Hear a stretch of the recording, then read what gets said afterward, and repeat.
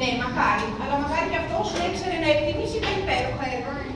Έχω βγάλει στα πόδια και 2 νούμερα μικρότερα μου τα έκανε. Ώστε να. Το ξεχάσω.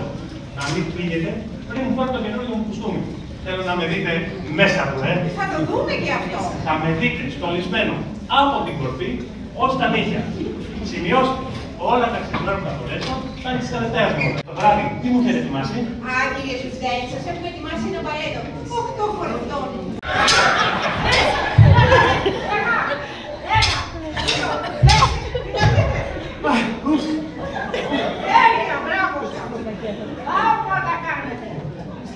Ένα αριστούργημα.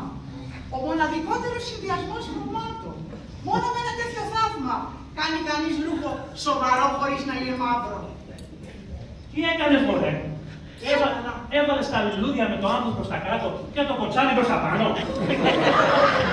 Γεια σου.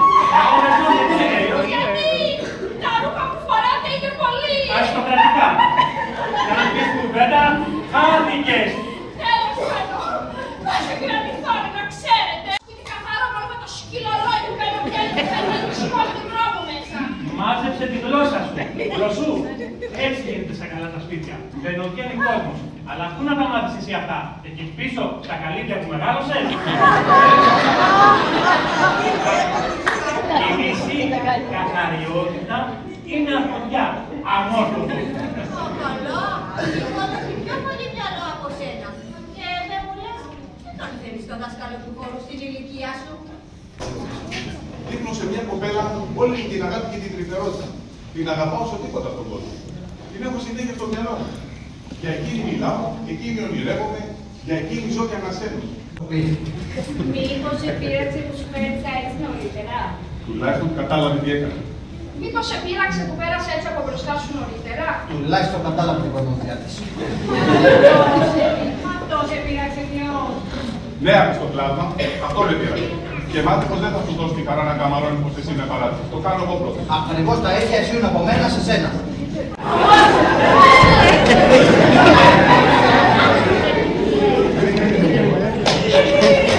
Άμ, Λουσίλ, μια λέξη από τα χείλη σου που γαληνεύει την καρδιά μου. Πόσο εύκολα παραδεινόμαστε και πιστεύουμε αυτούς που αγαπάμε. Όχι, παιδί μου, πάνω στην ώρα. Έρχεται ο άντρας μου. Πιάστο και ζήτα το χέρι της Λουσίου.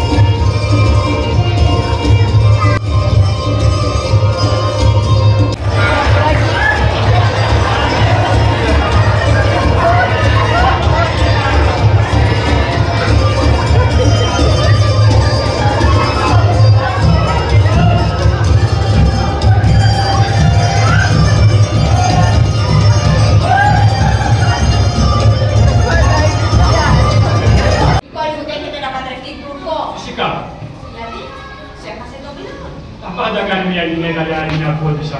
Εγώ σου λέω τι θα γίνει. Θα πω κι εσύ, άδεια άλλη. Γιατί τι να μου παίρνεις, επειδή συνυπάρχουν στον πατέρα της. Είναι το ίδιο δική μου όσο και δική σου. Κυρία! Τι θέλεις κι εσύ. Μια λέξη! Καμιά λέξη. Κύριε, αν η κυρία μου αφήσει να της πω δύο λόγια, είμαι σίγουρος ότι θα αλλάξει γνώμη. Εγώ δεν πρόκειται. Ακούστε πρώτα! Γαϊδούρα, άκουσα τι έχει να πει. Ακούστε πρώτα και σας κάνετε τι θέλετε. Άντε λοιπόν, να σ' ακούσω.